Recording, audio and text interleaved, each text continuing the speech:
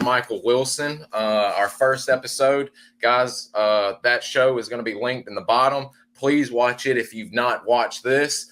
They're two separate episodes, but the first one was great. It's strictly SOG oriented. So today, as you already know, Mr. Mike served at CCC with RT Arizona, but after his two tours with CCC in Vietnam, he ended up down in Africa with the Armed Forces of Rhodesia. And today we're going to be learning a little bit about not only the forces he served with, but Rhodesia as a whole. So I'm looking forward to it, and no better than a person who served there and operated there. So, Mr. Mike, the floor is yours, sir.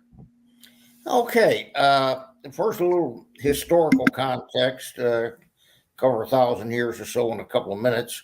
The Bantu migration had come from West Africa through Central Africa, hooked south, and had moved down, had passed through Rhodesia, and the first interface between whites and Bantu Africans really was at Blood River when the Zulu and the Afrikaner column, the truck column, met.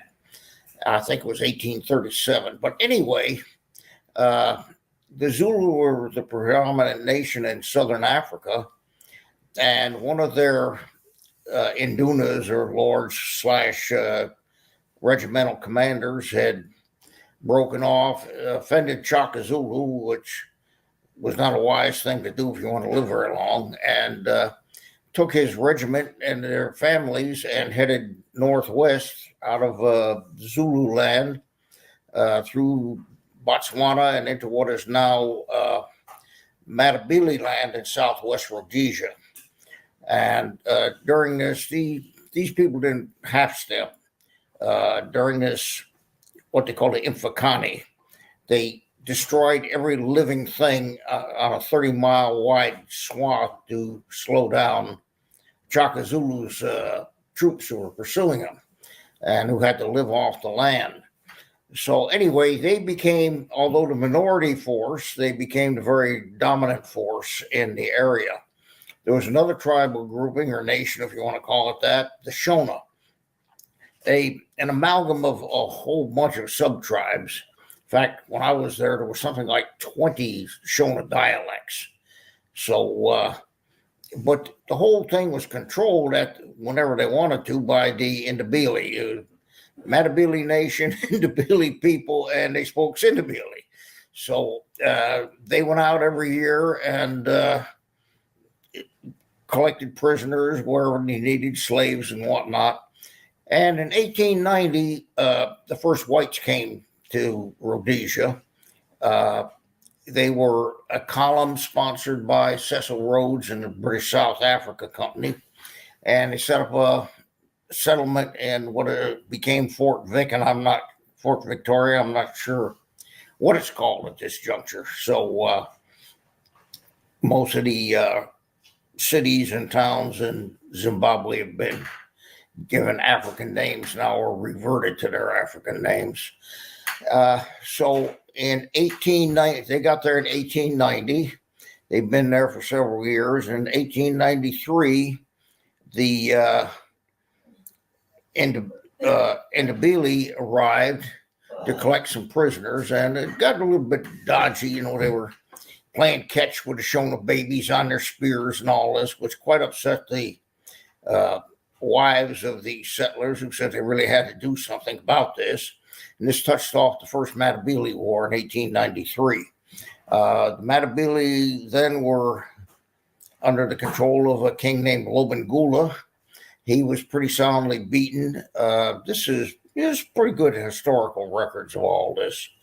And things settled down for a couple of years. In 1896, there was a second Matabele War, but this included elements of the Shona.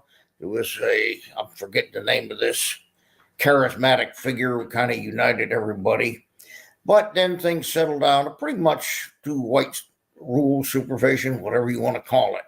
It became a very prosperous and functioning place. In 1933, they were given self-governing colony status by the British government. And around 1950, they became part of a three-nation state with what became Malawi and Zambia. Zambia was then the crown colony in northern Rhodesia, and Rhodesia or Zimbabwe was the crown colony of southern Rhodesia. Anyway, the winds of change were blowing across Africa, and they were really, the whole initial transition to black rule was pretty disastrous. The worst probably being the Congo, where when they were given independence, they had something like under 24 university-trained people in the entire nation. But the whole thing had been a disaster, and the whites who were running southern Rhodesia at the time said no, they were not going to just immediately hand it over to unprepared blacks. And so the British government said, well, you must. And they said no, and they declared what is called they made a unilateral declaration of independence headed by the Rhodesia Front, which was led by Ian Smith he was a titular head of the thing from start to finish. And the real power behind this was really an evil man named Boss Lilford. He was the richest man in the country. He was the biggest farmer and rancher. Give you an idea of the character of this guy. One was tobacco farms. The Africans weren't working hard enough and fast enough. He threw one into a tobacco oven furnace and burned them up. And his son went to prison. His son took the weight for it. But anyway, he was the power behind the throne there.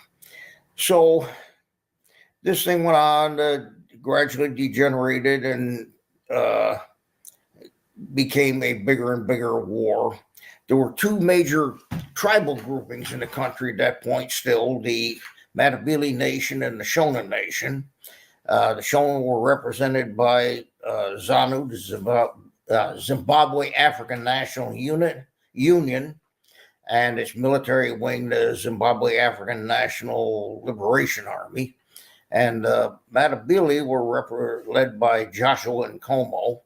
ZIPRA, Zimbabwe People's Revolutionary something or other. ZIPRA was the army, Zimbabwe People's Revolutionary Army. Much better trained. They were essentially allied with the Russians. ZANU was hooked up with the Chinese. The ZIPRA wanted to have well-trained troops with conventional arms. They tried a couple of incursions, got their asses handed to them, and they went back to serious training and not much else until the very end of the war. And ZANU went with the Maoist idea, you got to win over the population, which they did by whatever means. And it was a horrible thing for the country. The first things they did, Rhodesia had the second highest Black African literacy rate on the continent, second only to South Africa. And the first thing they did was close down all the schools and the cattle dips. Ticks are a major problem. If you don't dip regularly, you have all kinds of issues. They close them down, which certainly didn't particularly harm the Europeans, the whites, but it damn sure hurt the blacks in the tribal trust lands. So anyway, are you looking for a little extra spice?